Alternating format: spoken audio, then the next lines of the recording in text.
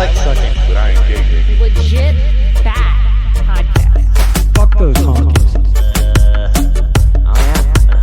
Kick ass. Welcome to Costco. I love you. He really knows how to suck a wiener.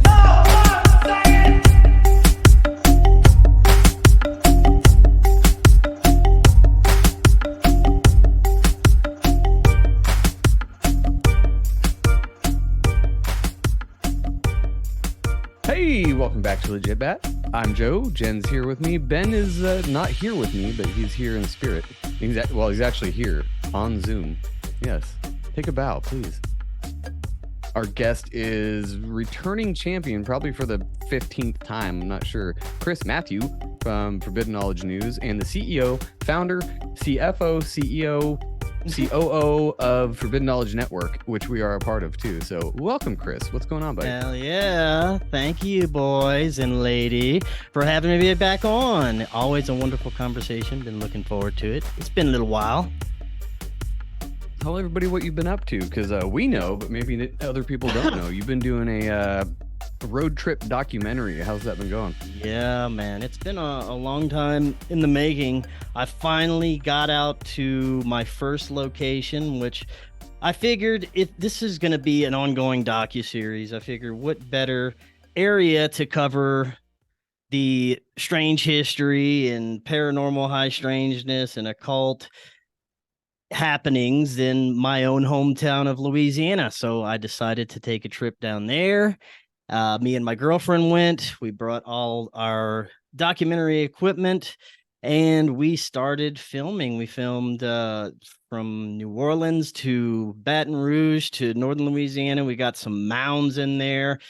The documentary is going to cover everything from hidden occult history, Louisiana, voodoo, the Native Americans, the mounds, some pirate history, dark history surrounding slavery, and ultimately the paranormal energy surrounding the area, vampires, and of course the grand finale there is probably going to take up a whole episode by itself, is the cryptid encounters from Scott Pace. Have you guys had Scott on yet? I don't think so. Mm-mm.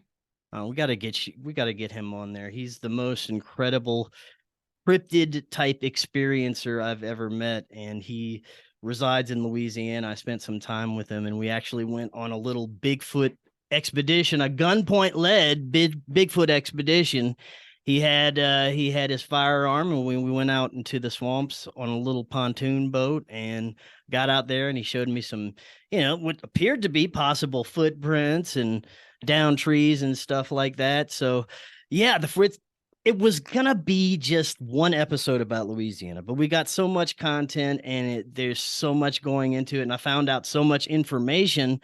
Man, my home state is crazy. I had no idea some of the shit that happened in there, especially in our history, and as well as all the crazy cryptid encounters and creatures that are reported there. I had no idea. I've heard of Bigfoot. I've heard of the dog man in that area, which we call Rougarou, but they had so much more. So this one episode turned into an entire season.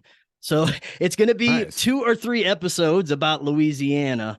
We're going to try and fit the mounds and the dark slavery history and the voodoo legends into first episode. Then we'll go pirates, vampires, and cryptids into the second episode. And we're even going to fit in a little bit of Corey's knowledge in there with some of the mob history in New Orleans with Carlos Marcello.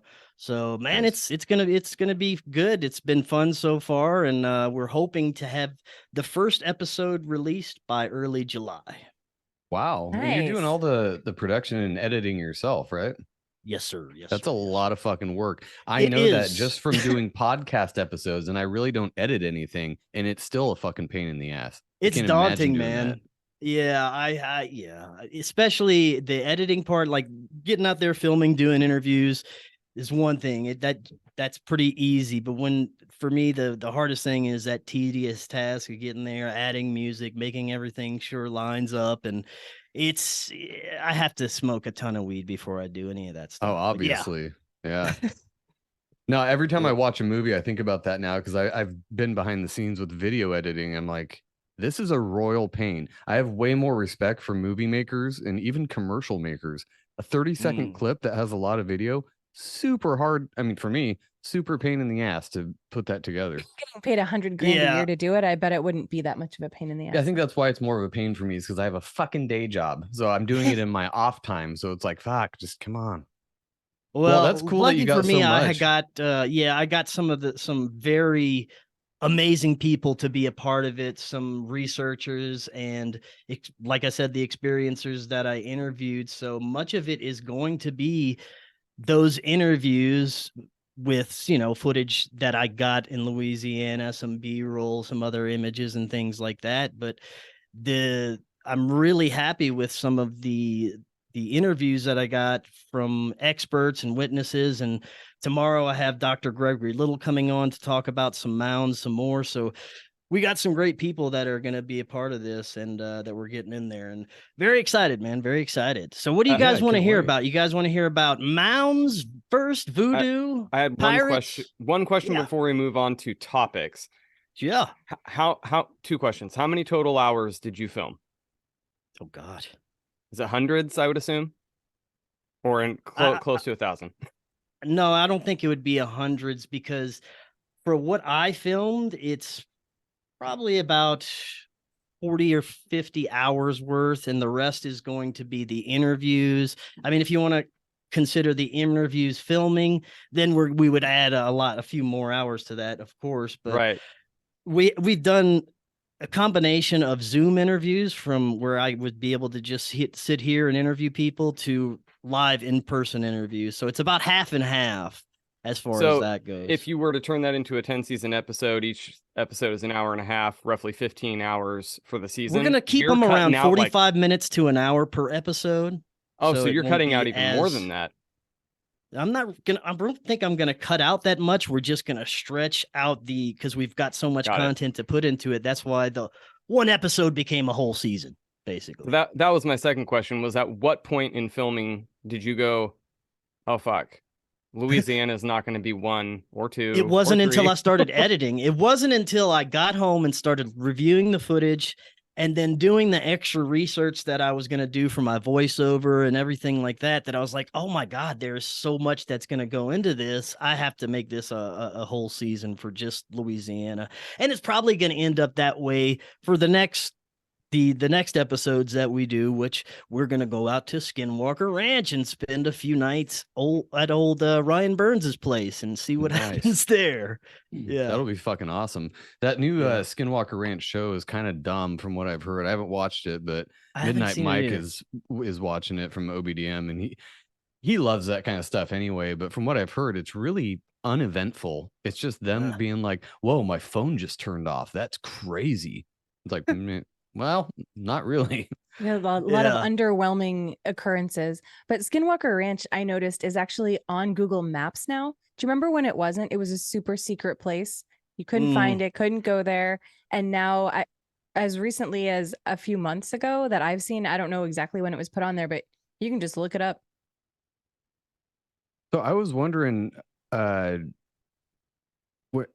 so you only did one area, and you were gonna be doing like a cross country thing, right?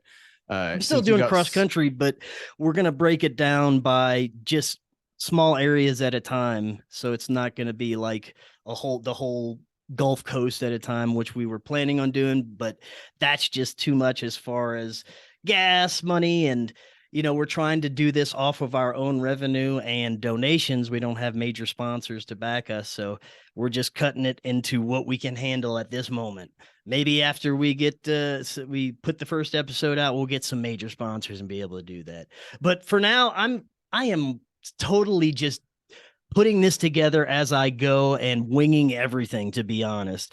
What's going to come out is going to be a very great quality product, but what I can tell you beforehand about how exactly it's going to go and the order and what to expect, I couldn't tell you any of that shit. It's just it's flowing out of me as I go. So that's probably the best you'll just way have to wait till the end of the project. Yeah. So is it going to be available before we move on? I do want to hear about the mounds because I'm not real familiar with that stuff, but is it going to be available on like Prime or Hulu, or are you just going to be Yeah, doing we're it trying to straight get from it your on site? Amazon, and we'll see what other platforms we can get it on. Hell yeah. So yeah, tell us about Yes, the sir. mounds. Explain what those are and their apparent purpose or whatever, and what you found out about them. Well, they have these mounds across the United States, and they're Native American type of artifacts, and they were who the natives, different native tribes constructed these mounds. As far as Louisiana, these tribes had been there for over 10,000 years or longer. They really don't know exactly how long these tribes had been inhabiting the area. Two of the main areas that I'm focusing on is Poverty Point, and then they have the mounds at LSU, which have been totally desecrated by our government. The main tribe that was in this area, Poverty Point, was called the Adena tribe. And like I said, they were here for over 10,000 years. They were part of extremely seeming advanced they had advanced engineering skills. The shell middens that adorned the mounds had very impressive construction, and they're still not exactly sure how they had the capabilities of building some of these things back then, just like a lot of the ancient mysteries. Now, the Poverty Point National Monument, which is in West Carroll Parish, it preserves the remains of the Adena tribe, like I said, which was a large trade network. They had extremely advanced engineering skills, and this particular community of natives, they reached their zenith over 1,000 years before Rome conquered the Mediterranean. Now, at the Barataria Preserve, which is the area I was just talking about with the shell middens, which is in that same general area, there were the massive, impressive mounds. Now, these have been mystery for since the discovery of the mounds. Nobody is really sure. All the experts can do is, all they've done is speculate what these mounds could possibly be for. Some believe it's for decorative purposes. Other believes that it was for ceremonial. Some believe that it was for burial purposes. And it's been debated across the United States what they're actually for. Some have been excavated, like at the LSU campus, but for some reason, we never really find out what was in the mounds. It's a huge cover up every time. Agencies like the Smithsonian have been involved with, of course, excavating some of these across the United States, and we never find out what is exactly in them. And the level of disrespect that our government has towards the mounds is pretty disgusting. They're usually desecrated, they're built over by golf courses usually. And there's some researchers like L.A. Marzulli, who I may or may not have in this documentary, that believe that these ancient native mounds may have been burial sites for giant Nephilim, and that giant beings like 12 to 15 foot tall Native Americans that some speculate were inhabiting that area. Now, I don't know because we never find out, but I did hear a unverified story from the 90s that they were in a remote swamp trying to build up some sort of area. Like they were trying to inhabit the area and build it up, and it was highly uninhabited before, very remote. And when they started to excavate the area, they found a mound. And when they started to dig it up, supposedly they found a 12-foot tall Native American in there. But we never got verification on any of this. So it's very interesting, though. And there were many, many different Native American tribes that inhabited Louisiana for thousands of years. And there's still federally recognized tribes and protected tribes in Louisiana. And they are still treated like most of the native tribes in the United States. They have their casinos, which casinos and gambling is a huge thing in Louisiana, and they do have the native run casinos and protected land and all that in Louisiana, and there's a lot of festivals. But as far as the mounds go, it's pretty disgusting. I went to LSU, and they have a tiny fenced in area that nobody can go and like to mess with the mounds or anything.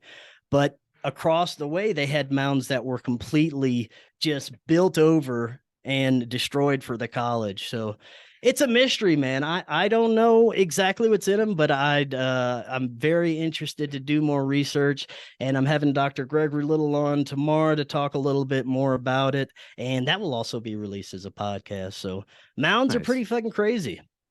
That's cool. So what about the local, you said the tribes are still around.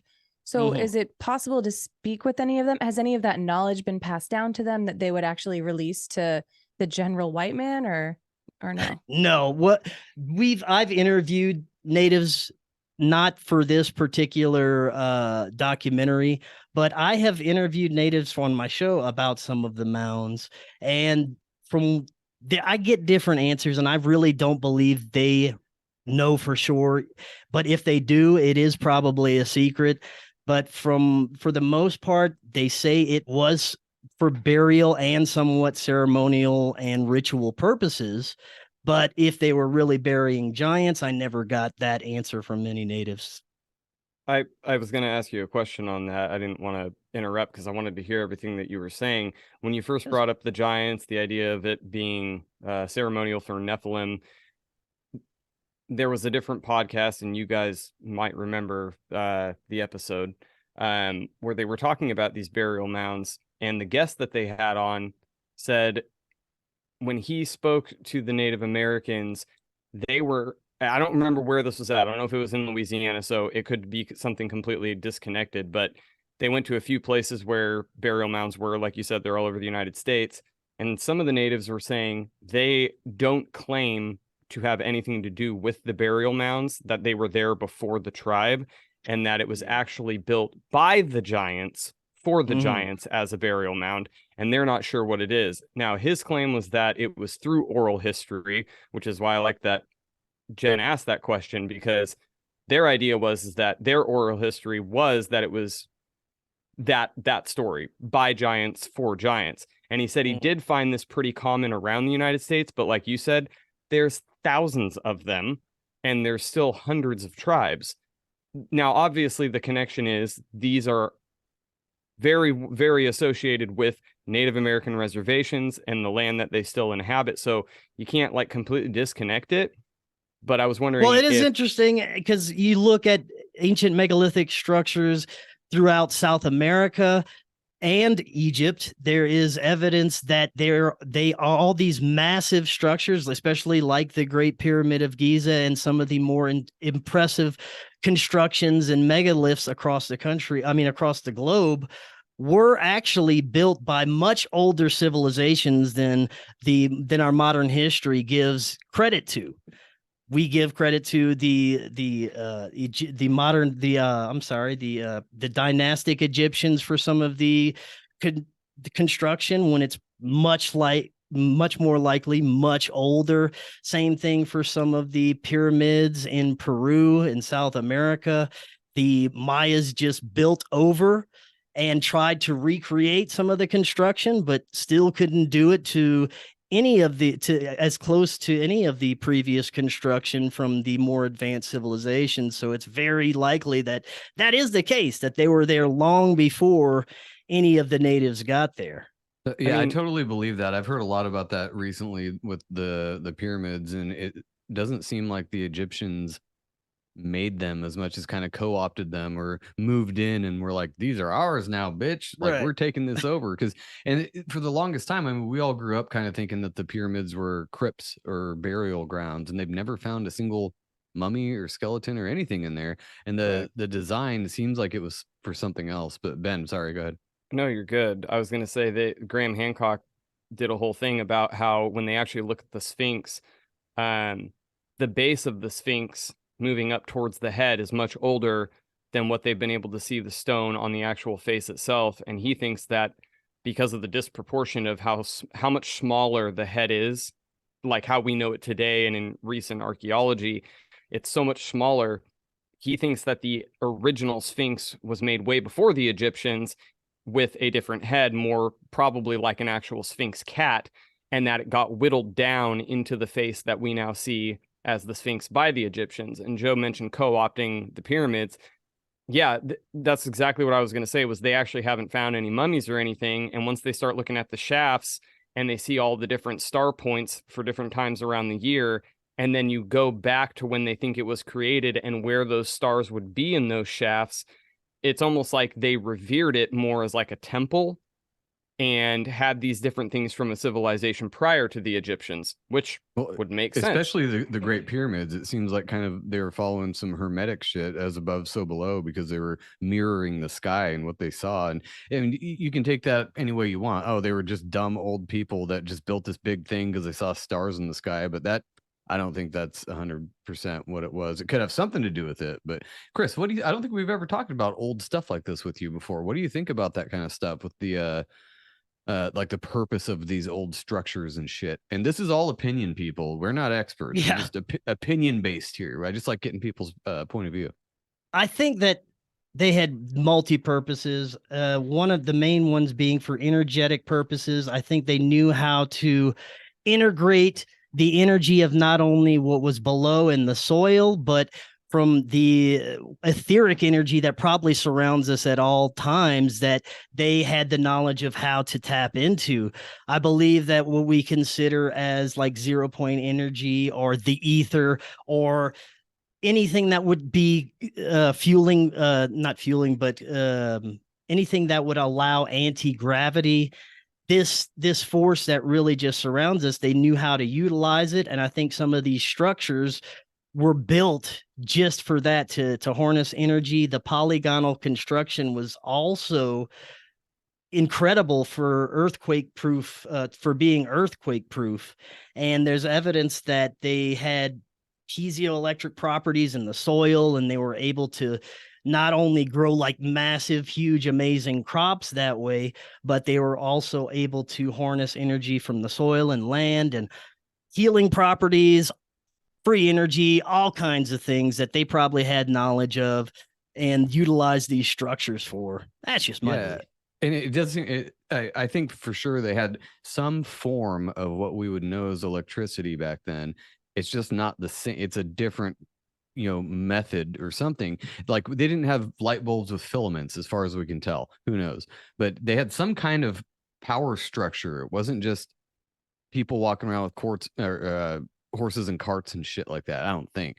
Like it seems like there was some kind, especially when you look at the star forts. We've talked to our friend Matt over at Great Deception a lot about this. The star forts seemed, which is a whole other rabbit hole in itself. That shit blows my mind. But the way that they were shaped and how they were always around water, it looked more like a circuit board, for a computer, like it was connected to all these different things. So I think that had something to do with either their power, like the powering something. But the weirdest thing is that if the pyramid had something to do with power or electricity or whatever they used it for, they still had to have some kind of technology to build that in the first place. So they not only knew this was going to work by building it, but they had some kind of technology to move millions of these, however many tons, of stone and make this fucking crazy structure.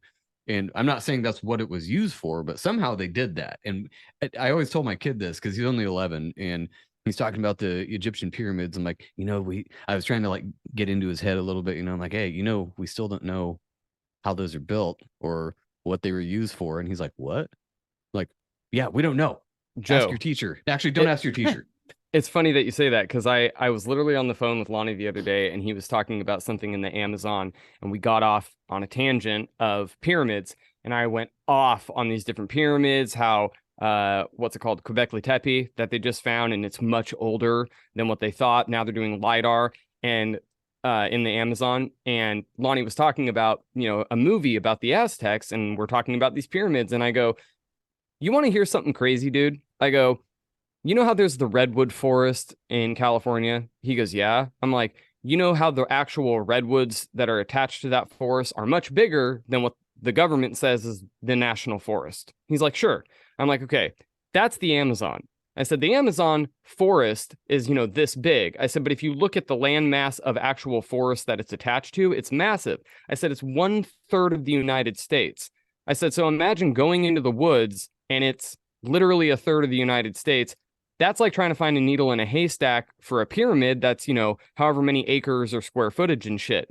And it could be underground by now, or you know, at least overgrown, or it's Indiana Jones shit. Right. And Lene's whole thing is that she goes, what do all of these have in common? She goes, they have massive stones that you either don't find in the area or they're way too far away to be able to explain how they got made. So, for instance, those like massive granite stones that are somehow suspended inside the pyramid, but without any kind of mortar or anything like that. I'm like, I think you guys are all onto this. I never used to believe in the whole, like, you know, sound wave energy shit. And now I'm like, no, yeah, because there's not really another way to explain that. And when they find that monk temple, that they realized if you have sound at like 111 hertz or some specific thing, it resonates to kill cancer cells. And then they went off on a tangent about, you know, you always hear like like fucking monks do shit. They're like, that was for a reason. There was a reason why people went in there and they all got synced up and created a sound in these massive, what's it called? Like amphitheater kind of areas. And there's a reason why people would go into these and be healed. But like, we always think of it as voodoo or taboo, and nobody, or they called it worshiping God, and it was God that healed them because they were worshiping and God, it was the spirit or ether or whatever you want to call it that healed. It's so fucking fascinating now. I think it's hilarious because Corey just brought up last night, he thinks that there's a big mind shift coming. And I'm like, I think it's going to be in a, like, you know, the whole, now it's kind of taboo and cliche to say, like the whole spiritualism and like all this stuff. It's like, but it's making a massive resurgence in a way that 10 years ago, people would have shit on anyone who was, oh, I'm spiritual. It's like, now you can say it and everybody's like, well, duh, everybody's spiritual. Like, that was not a thing growing up. If you were spiritual, it meant you were religious. If you were religious, it meant that you belonged in a box. And now everybody believes in something that moves around you, that like, it's crazy to me that that's so common now that people are actually believing, whether it be sound or, you know, what have you.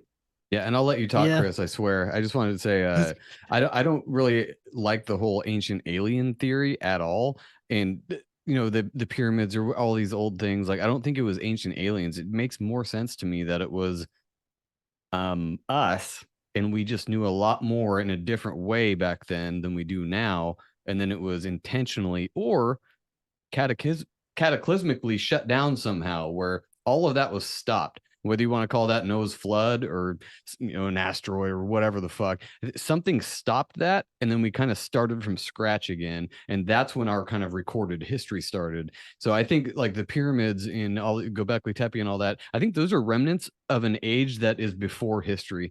And I don't know why that is. Is it because we had to relearn how to record history because there were so few people and they were just kind of focused on growing food and, you know, eating and surviving? Like, who knows? It could be super nefarious too, like, not to cut into, but yes, I was going to go there too. It could be that people were like, okay, all this shit's destroyed, we can harness these people, we're the elite or we're better than them in some way, let's guide them along a path slowly, and we'll give them technology slowly, but we'll also make it so that we'll give them medicine, but that medicine doesn't really heal them, it just keeps them sick, so it keeps them coming back for more. And we'll give them energy, but they're going to have to pay for it forever if they want anything. It makes sense. Yeah, I think that's spot on. I think that there are very powerful groups that held on to some of the advanced knowledge that we had. And we're moving back into a very interesting time right now where we have people that aren't part of the system, that aren't part of the establishment, just rediscovering things like free energy and being able to tap into these things, which is, of course, attracting these three-letter agencies and attracting people to them. And yes, their lives may be in danger, but what's happening is it's like a 100th monkey effect where more and more people just across the planet are tapping into like how to harness free energy, how to harness anti-gravity, learning the secrets of the universe. So I don't think they can stop it anymore. I think that they're trying to with everything they're doing. That's why they've ramped up the game, ramped up the transhumanism, COVID, all the things that's been happening, is because we are at a point, tipping point in humanity where our consciousness is about to break open with all this knowledge of basically the secrets of the universe, and they are scrambling to try and slow that down. But that's what I see happening right now, and that might have been what happened in those ancient times because we started learning and getting too big for our britches and cracking all these free energy, and we didn't have any need for the establishment. We didn't have any need for the kingship or government. So we started to be able to take care of ourselves, and I guess they didn't like it. So maybe they shut that down with a major cataclysm. Yeah, and if you believe in cycles, which I don't know how anybody can't believe in cycles, and people have a harder time wrapping their head around massive cycles of time rather than just the sun comes up here and it goes down there and then new day. Like that's a cycle, sure. A week is kind of a month is a cycle, years is a cycle, but when you start extrapolating out to like 26,000 years or whatever the Mayans are, there's some kind of bigger cycles that go on.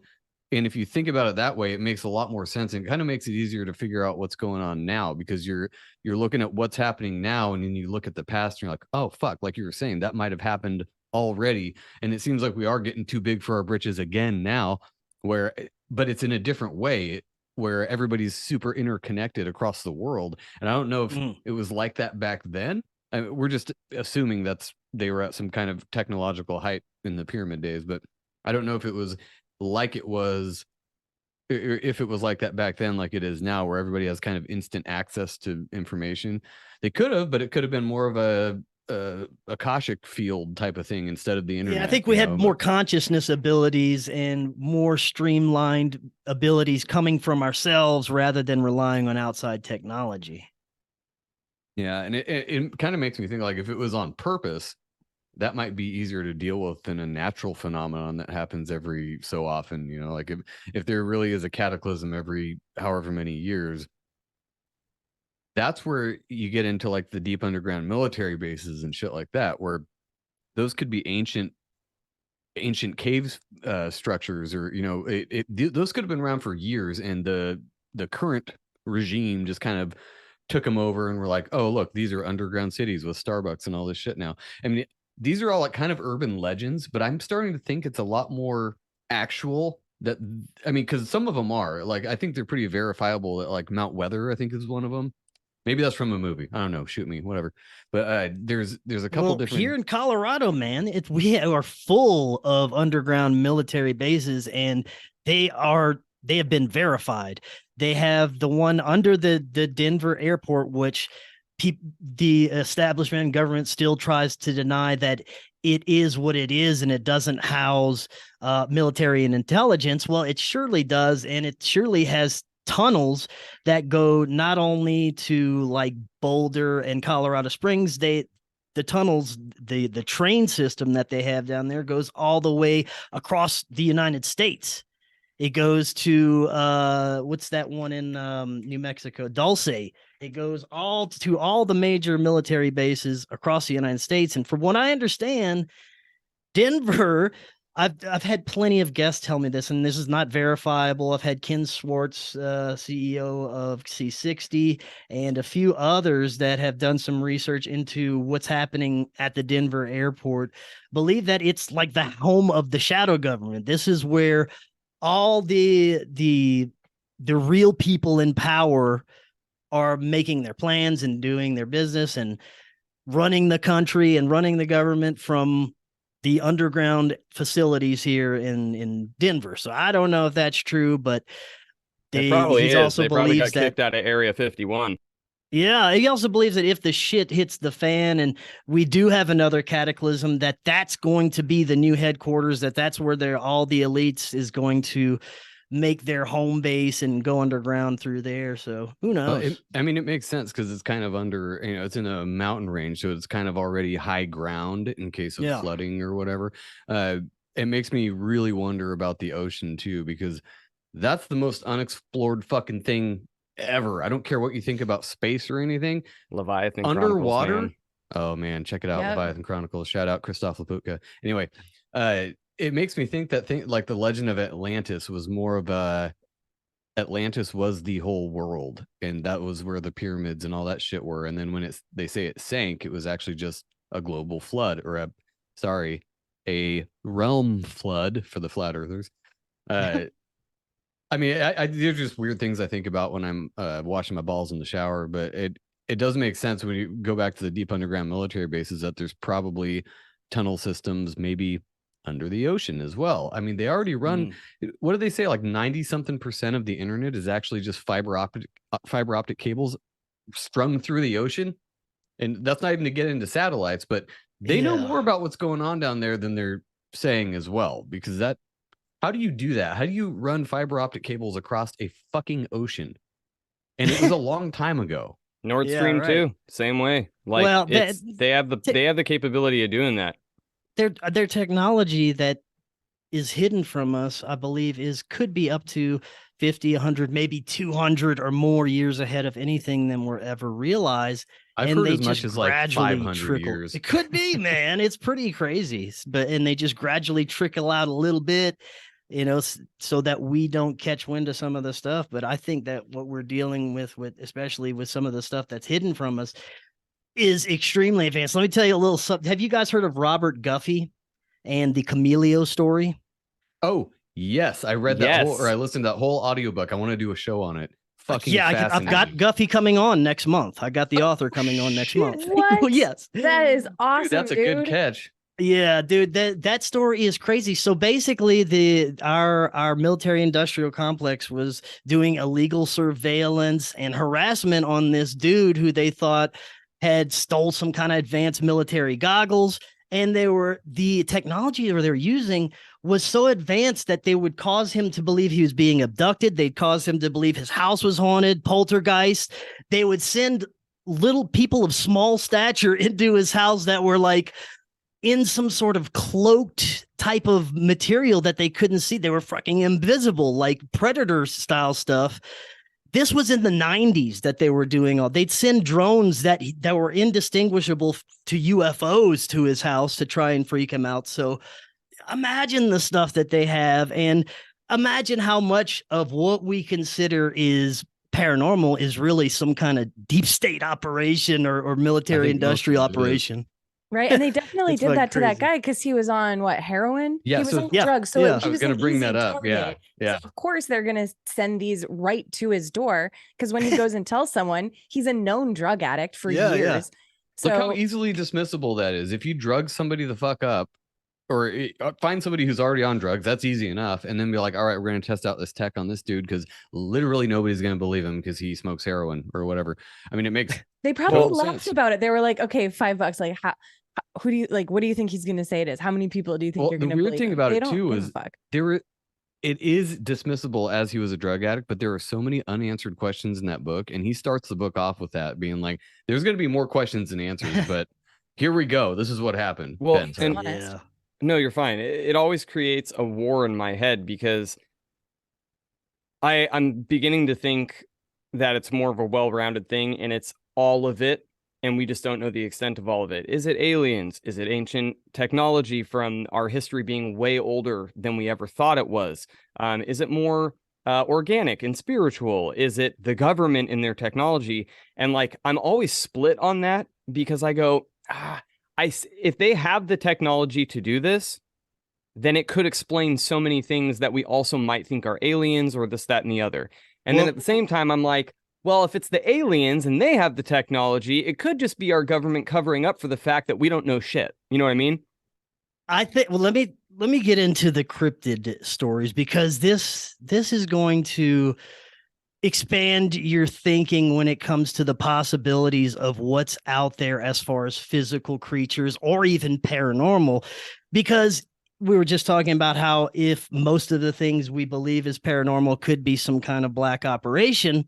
Well, there's so much of this stuff that's so way older than any of the possible technology. Even if we're 100 years ahead, I think that some of this stuff is older than our technology. And some of this stuff is in areas where we would just have no business being, we would have no interest in there. And it's completely remote areas where Which makes it perfect. it would make it perfect for government and things like that. But there's places in Louisiana that are so like you're not going to have a military base out in the swamp because it's just not sustainable out there. You can't have underground bases. You can't have anything hidden in those areas as far as military, because mainly out there you too. can't get underground there. We're below sea level. So in some of those areas, it's so remote. I really don't think anything is going on out there as far as black operations, although I couldn't verify it. But as far as the eyewitness accounts of Real quick, do you think they know about it though? Like, do you think that's that this another is one? Do you think that they're monitoring the stuff that they don't have any business or foothold in? I think probably so, because that's going to tie into this as well, because they got Bigfoot and cryptid men in black out there, from what I hear, that it really get into some of this stuff. And they clean up after some of the incidents and things like that. But as far as what's happening in Louisiana with cryptids, man, I had no idea. We'd be told this cautionary tale growing up about the Rougarou, which is a dog man. You know, if you don't wear a condom, you're going to get killed or torn apart by the dog man. If you don't brush your teeth, all these things they would have different cautionary tales about. And I just thought it was just some funny story that the parents told their kids, the boogeyman type story. The boogeyman. Because I never really, growing up, you go to hell, or you don't get presents on Christmas. Yeah, it's the same right. thing. Yeah, and growing up, I never really talked to real experiencers of this phenomenon, people that really legitimately claim to have encountered some of these creatures until now.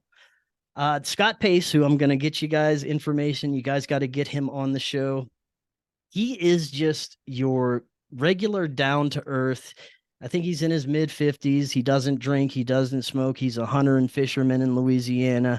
He has his wife and his dogs, and he was just a normal dude that wants to live life and go fishing and hunting and have a relaxing meal when he get home. He's like super normal dude. Well, one day he is out in his deer hunting stand, which was, I don't know how, maybe like 10, 15 feet up high in a tree. And he was out waiting for his dinner to walk by so he could shoot it. He was waiting for some deer to hunt. As you do. And he had his rifle scope pointed in a certain direction. He's looking out there, and he says he sees through his rifle scope, walking towards him, the biggest, hairiest, blackest humanoid he's ever seen. He said it had to be at least 8 or 9 foot tall. Said the hair was covering his whole body. It was black and it was matted and had dreads, and it was dirty and swampy.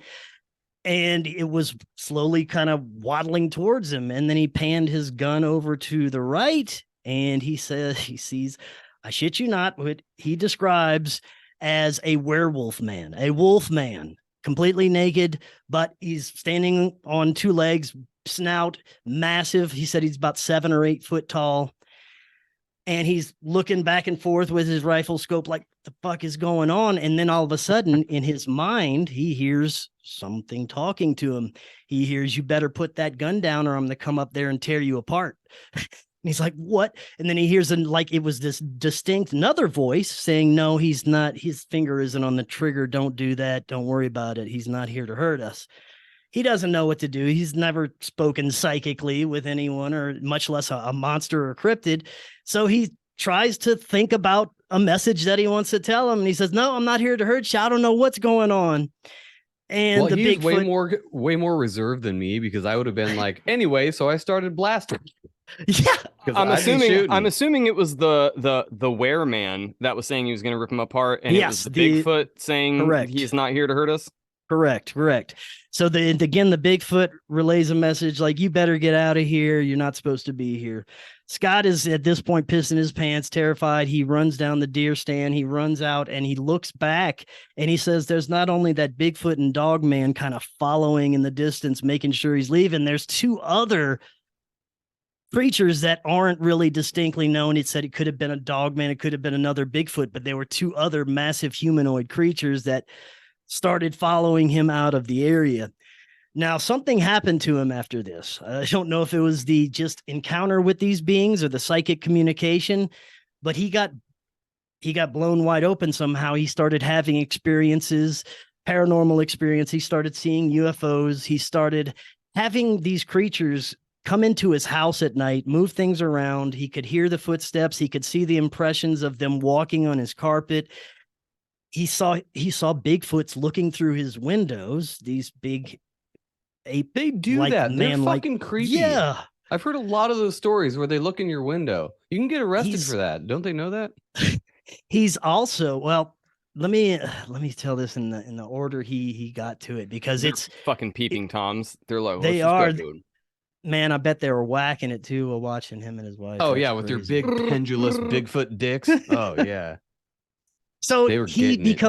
becomes just interested. He can't stop what's happening. He's not really scared. He's more intrigued by it because they're not trying to hurt him. They're not really threatening, but he believes that Bigfoots are kind of hanging out near his house, and he does live in a very rural, wooded area near the swamps. Well, he starts talking to other people about this, and he eventually finds some people online who have had similar experiences in the area, and he goes visit with them, and he comes across a Native American tribal leader from nearby in that area. And this tribal leader says he has a relationship with some of these beings. That he normally goes out to these swampy areas and they psychically communicate and talk with each other. Well, Scott started going out quite often and attempting to make psychic contact or whatever with these beings. And he would bring his Bible because he's a very religious man. And he said he started quoting Bible quotes to them when he would go out there and singing Bible hymns. And he said they started he was responding. Yeah, he didn't know what to make of it. But he said he was going out there to see how they responded to that because he wanted to make sure he's not dealing with the devil or anything. So he goes out there, starts praying to him. And he said that they started, speaking back and saying, "Oh, we enjoy when you come out here and do that. We enjoy your songs. We enjoy this." And they kind of started to form this relationship. He wouldn't get outright glimpses of them at first. He'd see them kind of poke their head out behind trees and disappear. He'd see shadows, but he could sense that they were there, and the psychic communication would be coming through, and he'd start talking to them. One day he did a little expedition with this native chief and a few other people who have experienced it. And this is crazy, dude. He said that they were standing outside in a certain area, and it was about, I don't know, maybe 30, 40 feet away across a clearing. He sees a 10 to 15 foot tall being that That's a they huge call, fish. yes, they call him Stevie Wonder, because every time they see him, they said he's Racist. doing like this. And he's peeking behind the trees like this. So they see Stevie Wonder, and he's doing his thing across the way, and Scott starts singing some kind of Bible song or religious song to him. And it's like he's responding to it. He's dancing to his song. And all of a sudden, this is where the other type of cryptid creatures that in that area come in. He says he sees what looks to be like smoke at first coming out of the ground, but it forms into this physical creature on each side of this Bigfoot. So they have your 15-foot tall Bigfoot. Each side of him, this smoke starts coming out of the ground, but it starts to make physical form. And it's moving like when you're charming you watch it. You never watch snake charmers, they're moving like that to the music, and they're coming up, but this smoky mist forms into two little hairy people, 5 Little foot tall, Ewoks? little Ewok looking hairy people.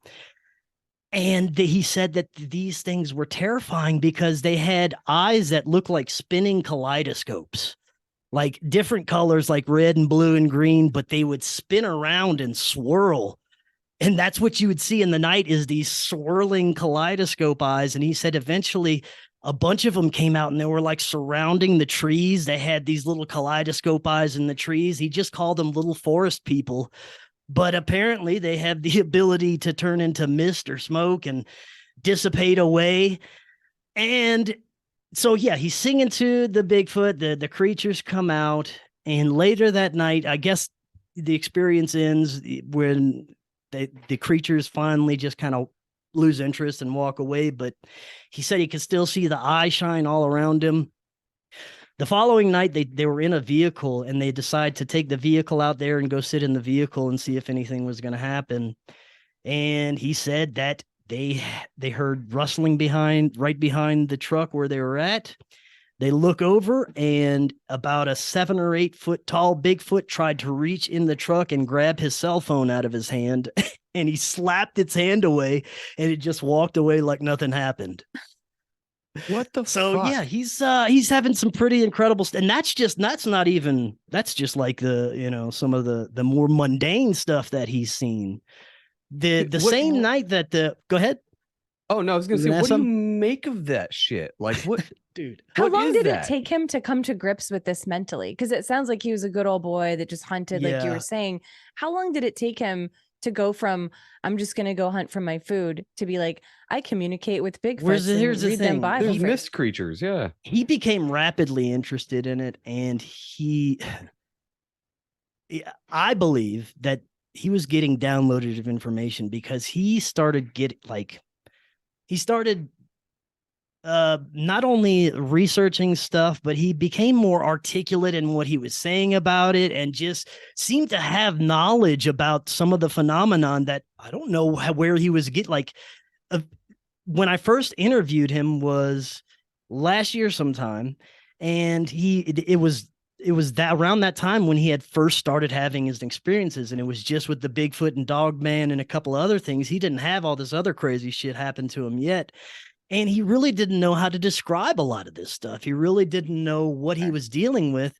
Now, a year later, he's so interested and into it, and like he's, researching it and constantly going out and interacting with it, that he knows a lot. Well, he seems to know a lot about what's happening with this phenomena, seems to have a better understanding, especially than he did just not that long ago. So it's very interesting, man. But it evolved into alien encounters eventually.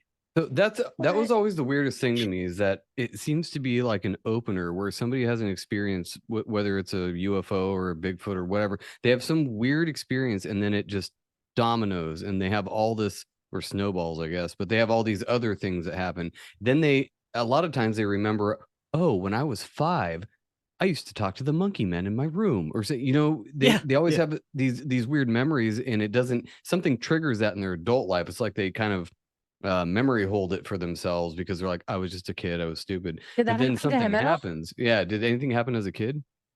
He said no, he's never experienced anything like this. No, nothing paranormal, nothing, until just, I think it was last year when it all started for him. And this guy is the nicest, most honest. Like, I really don't think he's lying. I truly believe he believes his story. Like, whether it really happened or not, I couldn't tell you, but he certainly believes that this stuff happened. His wife does, and his neighbors and the other witnesses that I talk to do too, because they get glimpses of some of these creatures. They sometimes hear them whooping and howling in the night, and they see the smoke mist creatures. So I interviewed quite a few witnesses that are just around that area that have seen some of the same things and heard some of the same happenings around the area. But like I said, it evolved, man. He started having extraterrestrial encounters. The first one he had, he was sitting with one of his friends in his truck they had gotten finished hunting, and they were just sitting at the truck after their hunting trip, and it was dark. They said they were looking into a clearing, and all of a sudden he says that a beam of light just shot down from the sky. A luminescent portal opened up, and these translucent 7 or 8 foot tall light beings walked out of the portal like they were just walking out and have a conversation with each other, talking with each other. And they went across the clearing, down a little hill out of his view, and he's just sitting there, him and his friend, both watch these things walk by and just go out of view. I mean, what are you supposed to say to that? That's crazy shit, man. And then he's had other encounters where he will have missing time, and then he will wake up with memories of being escorted through catacombs underground by a gray extraterrestrial on his right side or left side, whatever. And then he'd have a mantis being on the other side of him. And they'd always eventually meet up with a Bigfoot. And he said that it seemed like they were trying to teach him things, like it was some kind of astral class or some sort of attempt to upgrade him, because they'd basically be teaching him information while he was in here, or downloading him, and because he'd have all sorts of new information when he would come out of these experiences. So that's where we're at now with his shit. So he's talking to aliens now. What the fuck? Interesting. So, I mean, as from a mainstream view, you got to play devil's advocate that this dude has had a psychotic break and he spent too much time in the woods, and maybe the mainstream would say, "Oh, were you drinking? Because you always hallucinate." That's why I shit want like you that when guys you're to, drinking. first of all, go watch the interviews I've done with him already. I got 2 interviews with him on my channel. Second, I'm going to get him on your channel so you can talk to him with him yourself. I mean, he's just like your Uncle Joe that you just want to, have sit down if he drank a beer, but he doesn't even drink. He doesn't drink, do drugs. And he certainly doesn't seem like he's had a psychotic break. This is he's a very happy, normal, just seemingly normal dude. And just you've been doing honestly. this long enough to know the difference between that and your secret space program. Well, he has old no ladies. interest in like getting fame. He doesn't want to go out and talk about this stuff. The only reason he's talking about it is because I'm bugging him about it. I'm going out there and asking him this shit. He's not trying to go jump on talk shows, but I'm pushing his ass on talk shows. I'm trying to get him out there because I think his story is amazing, and I think he truly believes it. And I think there's something to it. I definitely think there's something to it that needs to be explored. No, there's definitely something to it. And imagine how many people there are like that want nothing to do with talking about it, but they experience it every day. So when everyone's like, "Oh, these are rare occurrences," and it's just, whatever, I don't think it's that rare at all. I think it happens all the time, but people don't want to talk about it because they're normal, God-fearing people, and they don't want to think, people thinking they're crazy. So Yeah, they don't want to be judged. It's because we've been taught, if you act like this, you're crazy. So if you talk about things like this happening to you, you're a crazy person, and we could commit you. I mean, your family could technically do something that would hurt you. And yeah, you keep start you in a spouting place where that you shit in can't the actually wrong. be free anymore. Yeah. You say that to the wrong person, you might not have your life anymore. And it's also overwhelming. I mean, he sounds like the type of guy that he's interested in it now, but it was never a thing for him. So he's interested in it because it's happening to him, and he just wants to make sense of what's happening to him. Right. He doesn't want to make any money. He's not trying to go out there and spread the word. He's just trying to figure out his life. Yeah, I actually believe that guy more than if somebody like me or you or any of us were to all of a sudden be having these experiences, because we already have a podcast and we're already kind of out there in the public. As a listener, I'd be like, this guy's full of shit. He's trying to create content. But I haven't had any of that. I have had one UFO sighting, which we've told on the show. We both saw it. I don't know what the fuck to make of it. It was like 5 seconds. That's it.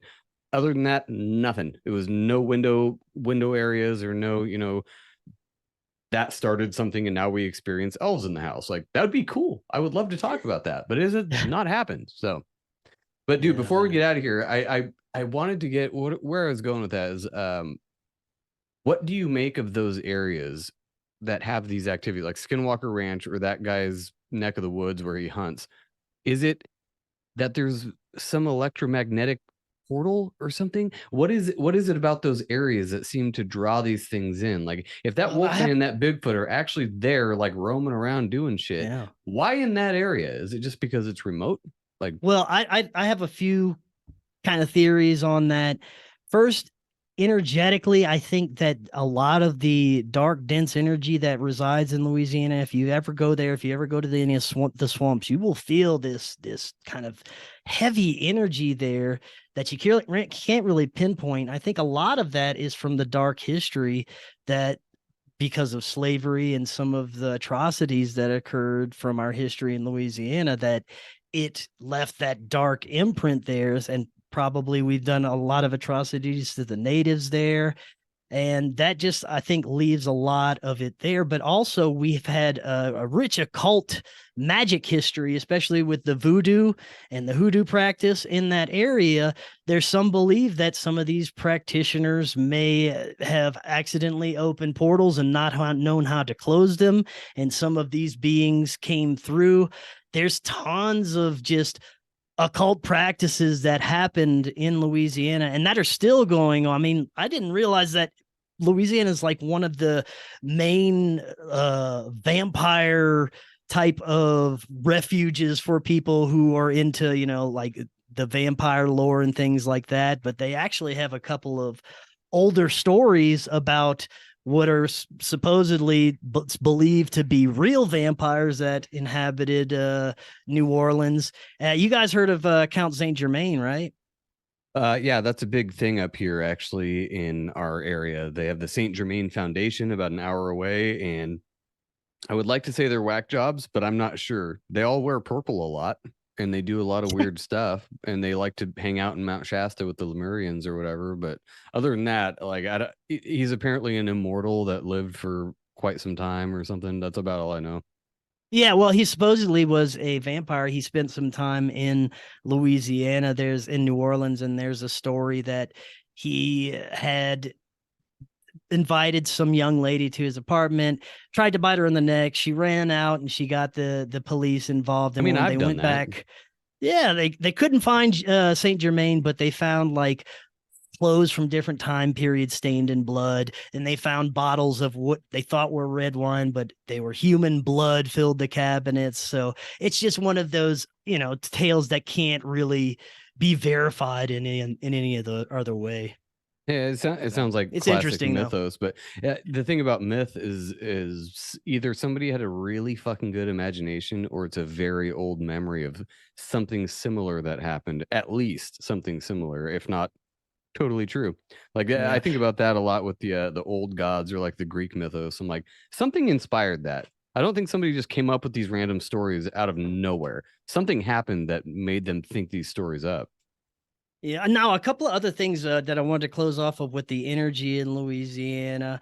Mardi Gras. You guys have heard of Mardi Gras. It's Yeah, beads and touted boobs. as beads and boobs. It's touted as a Christian holiday, but it actually dates back thousands of years to pagan and spring fertility rites known as Lupercalia and Saturnalia, where they would just be bloody, violent, sexually charged celebrations with debauchery and animal sacrifice and random matchmaking and coupling. But today it's touted as a Christian holiday still, even though it's all titties and drinking and debauchery anyway.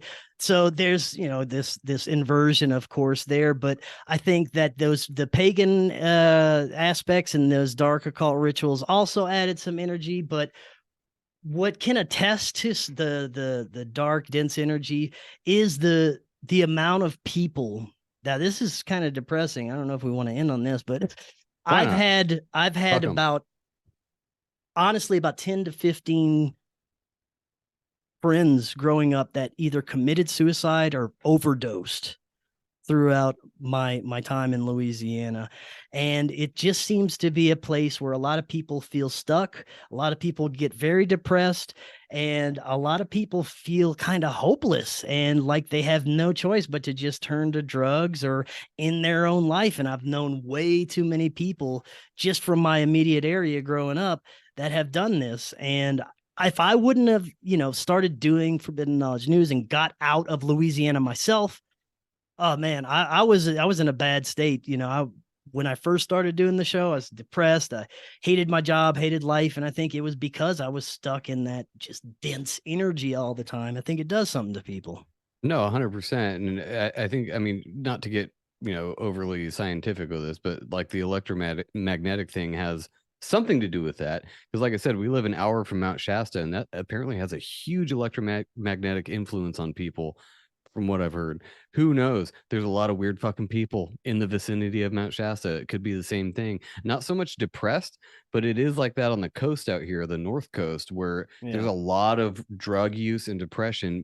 And I always chalked it up to there's not enough vitamin D because it's always fucking cloudy over there. And I don't know if Louisiana's like that, but it is actually kind of. It's a little cloudy. Yeah. So every time it's gloomy like that, like it's just dark clouds all the time. I mean, it just sets the scene for your day. You're just like, oh, this sucks. It's like people that live in England. Shout out to the UK listeners, but I imagine London or England in general is just constantly gray skied, gloomy, and black and white. I think of England actually as being black and white. I don't know why. Yeah. That's just how I think of it. Yeah. Joe, it's funny that you say that too, because I'm always getting shit from people that are like, oh, I love the rain. And I'm like, that's great. I fucking hate when it gets to the fall. I can't stand it. When the days get shorter, the clouds roll in, shit starts dying. It just makes me want to punch babies off a rooftop. Like, No, that's I when I don't just listen to Cradle of Filth or something and call it I a like day. the sunshine, and this is my favorite time of year. I don't have allergies, so I love all the flowers blooming and everything turning green. And the exact opposite happens in fall. I can't imagine living somewhere where it's constantly cloudy. Like Or I constantly wouldn't like my life raining. either. Like that's what Oregon is to me. It's constantly fucking raining. And I'm like, rain is great. It's awesome. I just don't want to work in it. Like if it just rained at night while I'm asleep, great. I love the sound of that. That's amazing. But when I have to get up and go work in that shit, go fuck yourself. Give me the sun any day over that. Anyway, we can close out of here. Chris, thank you so much for coming on. Tell everybody where they can find you and where they can tentatively find your new documentary. Right on. Oh, thank you guys so much for having me on. This is fun as usual. You can find me, Forbidden Knowledge News, on all podcast platforms. Our website is forbiddenknowledge.news. Like we were saying, this documentary production is a lot of work. So if you would like to help, any kind of donation is greatly appreciated. You can do that by going to supportfkn.com. And let's see, website where premium content is on Rokfin. Be sure to subscribe on Rokfin.